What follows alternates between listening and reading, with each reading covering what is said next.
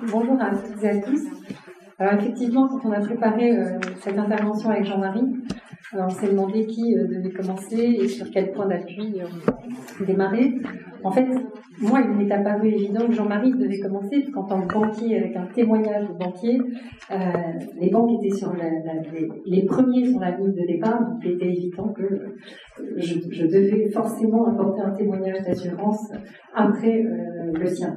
Alors, la MACSF, pour démarrer, vous donner quelques grands points de référence, c'est l'assureur des professionnels de santé. On est premier sur ce marché-là, mais on pratique tout type d'activité d'assurance, c'est-à-dire qu'on fait aussi bien de l'assurance auto, habitation, de la RCP qui est notre cœur de métier, et on fait une grosse activité en assurance vie. Alors, quand je dis une grosse activité, on a 25 milliards d'actifs sous gestion, 2 milliards à titre de fonds propres et 23 milliards pour le compte de nos assurés. Dans ces 23 milliards, on a 21 milliards qui sont gérés au titre de l'assurance vie. Donc, c'est un très gros patrimoine et nous avons pour mission d'assurer et d'assumer ce patrimoine jusqu'au terme de la vie des contrats. Alors, c'est extrêmement important parce que dans le cas de solvabilité 2, ça nous met extrêmement sous contrainte. Alors, je vais vous expliquer pourquoi ça nous met sous contrainte, bien que toutes les présentations de ce matin alimentent ma présentation également. Donc, solvabilité 2, c'est une règle sur la mise l'assurance que les engagements que nous avons vis-à-vis de nos assurés seront tenus jusqu'au bout. C'est-à-dire, c'est garantir la solvabilité d'une entreprise pour le compte de ses assurés. Alors, dans le cadre de solvabilité 2, on introduit la notion de gestion du risque opérationnel au travers des différentes fonctions clés, mais aussi au travers des différents articles. Alors, Marie-Laure Dreyfus vous en a parlé. Ces fonctions clés, on les rappelle, elles sont donc de 4. Il y a l'audit interne, la conformité et le contrôle interne, la gestion de risque et puis l'actuariat. Alors, dans la gestion des risques, dans l'article 44, on fait spécifiquement mention du risque opérationnel. On a un certain nombre de politiques à écrire, elles sont obligatoires, incontournables, et parmi ces politiques, il y a cette fameuse politique du risque opérationnel. Alors, en ce qui concerne la MACSF, moi j'ai pris le parti de ne pas décrire une politique de gestion du risque opérationnel. J'ai pris le parti de décrire tous les risques opérationnels et de ce fait d'avoir des politiques qui sont dédiées à chacun des risques opérationnels que l'on prend. Pourquoi ? Tout simplement pour les rendre opérationnels, pour les rendre véritablement matériels et concrets dans leur application de tous les jours. Alors, on parle aussi du risque opérationnel dans le cadre de l'article 46, le contrôle interne. Alors, je ne reviens pas sur la définition du risque opérationnel puisque elle vous a déjà été présentée. Sachez simplement que c'est vrai que le risque opérationnel, c'est un peu le parent pauvre de cette nouvelle directive solvabilité 2. Pourquoi le parent pauvre ? Parce que dans solvabilité 2, il y a 3 piliers. Le pilier 1, c'est le pilier quantitatif, où on va mesurer le besoin de fonds propres et au regard de la formule qui nous est imposée par les régulateurs, on voit bien que sont concentrés les besoins de fonds propres sur les risques financiers et les risques techniques, c'est-à-dire les risques de tarification et de provisionnement. Et puis, quelque part, on a le risque opérationnel qui se balade, mais c'est 3%, en fonction des entités, puisque c'est adossé sur le montant de prime ou le montant de provision. Chez nous, en tout cas, à la CSF, ça représente à peu près 7% du besoin global de solvabilité, du besoin global de fonds propres. Donc, c'est rien, voilà, c'est 5 à 7% en fonction des entreprises. Donc, globalement, quand vous regardez, pourquoi s'intéresser à un risque qui ne représente que 5% des fonds propres? Et pourtant, voilà, donc je ne vais pas aller à ma conclusion tout de suite, mais vous verrez que c'est un risque auquel il faut s'intéresser de manière plus significative. Alors, à la CSF, nous, on a mis en place le système de gestion du risque opérationnel dans un cadre global de système de gestion des risques, puisqu'il n'y avait pas de raison de considérer le risque opérationnel de manière différente des autres risques. C'est-à-dire qu'on s'appuie sur 5 piliers, une stratégie, une organisation, une gouvernance, des process de gestion de l'ensemble de nos risques, une communication. Alors là, la communication en interne, elle est choisie, en externe, elle est subie, puisque nous avons désormais une obligation de reporting c'est le fameux pilier 3, vis-à-vis du régulateur, qui s'est considérablement renforcé. Et puis, on a également bâti toute notre stratégie sur un socle d'architecture informatique qui nous aide aujourd'hui et qui nous permet d'avoir ce que l'on appelle la traçabilité et l'auditabilité de nos données et donc des calculs de résultats sur les besoins en fonds propres. Alors, cette mise en place de la gestion des risques, de la fonction gestion des risques, elle a été déployée avec quelques grands principes et j'ai le sentiment en fait que ce sont des principes élémentaires mais qu'il est bon de le rappeler. Tout le monde en a parlé aujourd'hui. Alors le premier, c'est ce qu'on formait à la réglementation. Bon, là-dessus, personne ne me contredira. Le deuxième principe, c'est d'être opérationnel. Voilà. Et on l'a entendu, vous en avez parlé. Excusez-moi, je n'ai pas dit que votre prénom. Petite Sigrine, hein. Voilà. C'est plus ça. Jean-Marie vient d'en parler. La problématique de s'appuyer, de prendre vraiment appui sur les opérationnels est, je pense, fondamentale et c'est un élément clé de succès. Il y a bien évidemment l'élément incontournable de la réglementation. Il y a le support de la direction générale, puisque sans support de la direction générale, il est compliqué d'aller expliquer à des opérationnels que l'on vient mettre un petit peu de normes et de règles dans leur activité au quotidien. Mais néanmoins, si vous n'avez pas leur appui, vous ne pourrez rien mettre en place, vous n'aurez jamais l'efficacité du dispositif. Voilà. Et l'objectif, c'est donc d'être efficace. Ça, c'est le troisième point dans lequel on a travaillé lors de la mise en place de ce dispositif. Alors, Solvabilité 2, c'est un complexe, c'est un dispositif qui est assez complexe. Hein. Le contexte n'est pas évident. Il remet en place un certain nombre de règles, des normes, des règles de calcul actuariels qui se sont extrêmement complexifiées et densifiées ces 10 dernières années. On est passé de ce qu'on appelle des scénarios déterministes, où on fixe en amont un certain nombre d'hypothèses, à des règles de calcul stochastiques. Alors là, déjà, qu'est-ce que c'est que du calcul stochastique? Et bien suivi, on pourrait appeler ça des scénarios dans les scénarios, avec où on génère des calculs 10 000 simulations.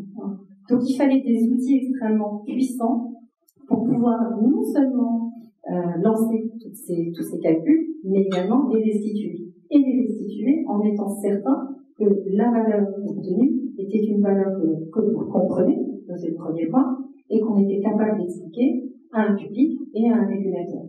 Alors, j'ai appelé ça une transition multipolaire parce qu'on est sur plein d'axes. On est sur l'axe gouvernance, sur l'axe outils, sur l'axe organisationnel, sur l'axe de pilotage, d'efficacité, et j'ai appelé ça le pilotage du capital économique. Parce que c'est ce dont il s'agit. Il faut aujourd'hui être capable de piloter notre patrimoine, nos fonds propres. Alors, à la SNCF, on a démarré en 2010. On a mis en place de manière plus opérationnelle l'ensemble de ce dispositif en 2011 avec un gros wagon de recrutement. On est allé chercher des experts à l'extérieur parce qu'il fallait des experts capables de gérer des nouveaux comités, des nouvelles problématiques, des nouveaux calculs, des nouvelles architectures informatiques et il fallait être capable d'avoir des relations avec les régulateurs dans un dispositif donc élargi. Donc, nous, on a mis en place un très très gros chantier dès 2011 sur les éléments outils, où on a revu tout notre système comptable, on a revu notre système de gestion d'actifs, puisque je parlais tout à l'heure de 25 milliards d'actifs en gestion que nous gérons en direct, c'est-à-dire que nous ne passons pas par des gestionnaires de fonds. Alors, nous avons changé de dépositaire, nous travaillons désormais avec SCI, et puis on a mis en place surtout un outil extrêmement puissant, un data warehouse, qui nous permet de gérer en centrale la donnée et de ce fait d'avoir une traçabilité totale de la donnée, qu'elle soit opérationnelle, technique ou financière. Et tout dispositif part de là. Alors ensuite, on a également revu la comitologie. Alors c'est très très important parce que c'est à partir de cette comitologie que vont se décliner les organisations. Donc cette comitologie, vous le voyez, elle part du conseil d'administration, donc ça c'est l'organe de décision. Et c'est celui auquel nous rendons compte au travers de comités d'éthique, qui lui-même se décline en 2 collèges, un collège des risques et un collège des comptes.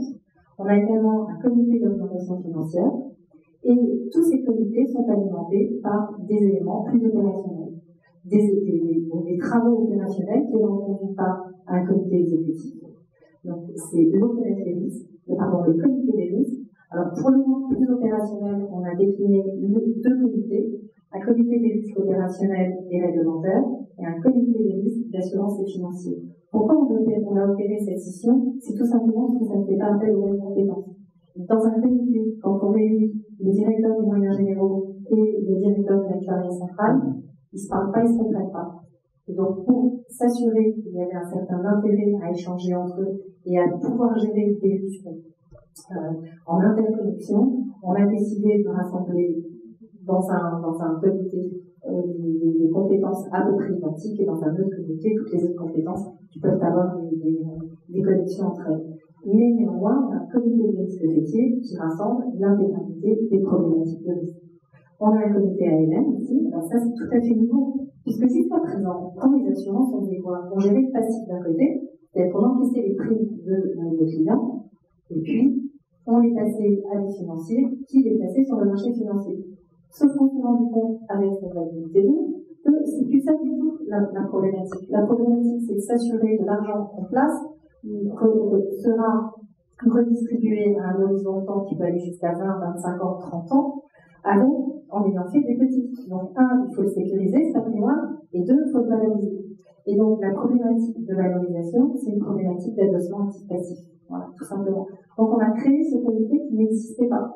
Alors, ça peut sembler assez évident pour des banquiers. Et aujourd'hui, on le voit bien, on a énormément de conférences sur ce sujet-là. Et les banquiers sont tous extrêmement stupéfaits, les gestionnaires sont stupéfaits quand on veut dire que dans les assurances, là où on gère quand même quelques milliards d'euros, eh bien, le passif et l'actif ne se parlent pas. Voilà. Mais c'est la réalité. Et puis, on a créé un comité de conformité, puisque ça fait partie des fonctions clés, et ça fait partie des risques avec des grands enjeux, et on voit bien aujourd'hui, la problématique de conformité se fait de plus en plus présente et préoccupante sur nos activités. Et enfin, on a cette troisième ligne, qui est en fait la ligne très opérationnelle, où on a mis des dispositifs avec les opérationnels. Donc on a un comité avec des correspondants contrôleurs, un comité avec des correspondants fraude, un comité avec des correspondants conformité, et puis bien sûr, on a un comité avec des correspondants risques. Donc l'opérationnel est vraiment au cœur du dispositif de gestion des risques. Alors, les défis, je vous en parlais, je vous ai dit, sous solvabilité 2, on a 5% des fonds propres, en tout cas des besoins de fonds propres, qui sont alloués par rapport à l'ensemble des risques couverts par l'entreprise. Et pourtant, vous le voyez sur ce graphique, je me suis amusée à compter en fait le nombre de politiques, le nombre de process et le nombre de procédures qu'on avait en interne à la RACSF.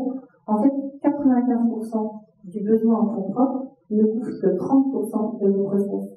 C'est-à-dire que les éléments techniques et financiers ne représentent que 30% de nos procédures en interne. Et on a vraiment 70% d'activités qui se concentrent sur de l'opérationnel. Alors, je vais intégrer dans l'opérationnel des problématiques stratégiques, même si la définition de solvabilité ne l'intègre pas, ça reste quand même des problématiques éloignées de la technique ou de la finance. Et donc, ce n'est pas aujourd'hui mesuré dans le cadre du capital, du besoin en capital, mais c'est important de le réintégrer ici.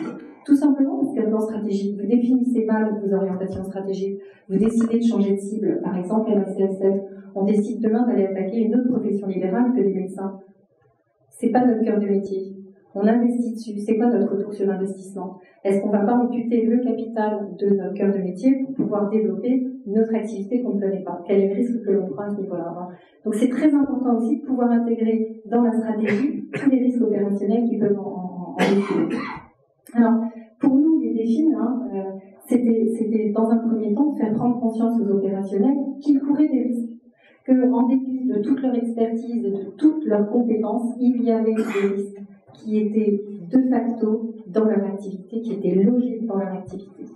Et donc, c'est ce que vous disiez, Jean-Marie, c'est très important de ne pas remettre en cause ni la compétence ni l'expertise d'un collaborateur, c'est juste lui faire prendre conscience.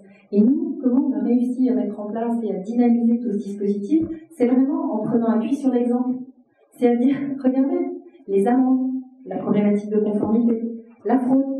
Regardez, même les plus grands se font avoir. Récemment, hier encore dans la presse, la fraude au président Michelin, voilà, 1,6 million qui s'évapore comme ça. Quand vous prenez appui sur des exemples tellement grossiers, ça étonne tout le monde, ça étonne aussi les collaborateurs les plus réfractaires à la mise en place et à la participation d'un tel dispositif. Donc, jamais on a essayé de rentrer par la force dans la mise en place de ce dispositif auprès de nos opérationnels. On les a toujours embarqués avec nous dans la mise en place. Et ceux qui ne souhaitaient pas le faire, on les laissait regarder en observateur. Et ensuite, c'est un peu comme un mouton, c'est comme un troupeau de moutons. Là encore, ça fonctionne par l'exemple. On s'apprend avec un correspondant, avec un deuxième, avec un troisième. Et puis, quand on est à 90%, les 10% les plus réfractaires sont ensuite ramenés dans le gros de la troupe. Voilà. Alors, je le disais, les risques opérationnels sont des risques que l'on subit. Là aussi, le fonctionnement par l'exemple, c'est important. Nous, on a mis en place une base des incidents qui recense tous les incidents. Et surtout, ce qu'on mesure aujourd'hui, c'est l'exposition et la perte. Alors, c'est différent. Je peux être exposé à un risque de fraude, par exemple, mais si j'ai un dispositif qui fonctionne bien, ce risque peut être évité. Donc, on mesure aussi le niveau d'évitement. Et on leur dit, alors aujourd'hui, à la CSR, on a plus de 2 millions d'expositions en termes d'incidents, et par l'ensemble de notre dispositif mis en place, aujourd'hui, on est exposé à uniquement 80 000 €. Voilà. Donc finalement, on mesure l'efficacité de notre dispositif par ces éléments chiffrés. C'est très important, de mon point de vue, de pouvoir fournir des preuves de l'efficacité. Et la mesure, voilà, c'est ce qui permet, de fournir des constats, de les partager, et ensuite de trouver des pistes d'amélioration. Donc, nous, voilà, on les recense, on les évalue, et puis on essaie de les mettre sous contrôle. Et l'objectif, c'est de garantir la pérennité de l'entreprise. C'est pas de nous faire plaisir individuellement, c'est vraiment de s'assurer que l'entreprise continuera à exister dans 5 ans, dans 10 ans, dans 100 ans, même quand nous ne serons pas là. Et c'est l'élément nouveau de Solvabilité 2, c'est qu'en fait, il faut réussir à se projeter à un horizon de temps extrêmement lointain. On fait des simulations aujourd'hui à horizon de 120 ans. Mais pourquoi? C'est juste parce qu'on explique à un administrateur que lui, dans 120 ans, il ne sera pas là. Si on le remet dans une simulation à 10 ans, il sera encore là. Donc il assumera ses décisions prises à un moment donné, parce que les résultats, c'est lui qui les aura générés. Voilà. Donc il assumera ses décisions. Donc on fait des calculs à 120 ans, on les ramène à 10 ans, à 5 ans, c'est sur un horizon de plan stratégique. Et c'est toute la nouveauté de solvabilité pour les assureurs, et je pense que c'est tout le sel de cette nouvelle réglementation, c'est vraiment de faire prendre collectivement conscience des enjeux de performance qu'il y a derrière chaque décision. Voilà, donc je crois que j'ai terminé. Oui, ma conclusion, je crois que c'est la conclusion, elle était de dire, mais j'en ai déjà parlé, un appui, il faut avoir l'appui de la direction générale, parce que dans ces schémas, certes obligatoires, on a l'appui du régulateur, mais c'est aussi bien d'avoir l'appui de la direction générale pour faciliter et puis pour trouver les bons angles d'attaque. Ça, c'est vraiment très important. L'indépendance des directions opérationnelles, elle est incontournable, là encore, parce que ça permet d'avoir tout le temps un certain recul, d'être dans la compréhension, mais en même temps dans la fermeté, parce que mettre en place des règles et des normes, c'est jamais évident. Et il faut pouvoir tenir, parce que c'est ce qui nous permet d'être encore présents dans les années à venir. Et je le disais, je pense qu'il faut rester extrêmement simple et concret dans la mise en œuvre, parce que si vous mettez en place des usines à gaz, vous n'aurez jamais l'acceptation et vous n'embarquerez jamais les équipes opérationnelles avec vous. Voilà. Ce qu'il faut bien penser, c'est que les opérationnels, ils sont dans leur quotidien et ils ne veulent pas se poser 50 000 questions. Il faut que les questions qu'on leur pose, elles soient relatives à leurs problématiques du quotidien. Voilà. Merci de votre attention.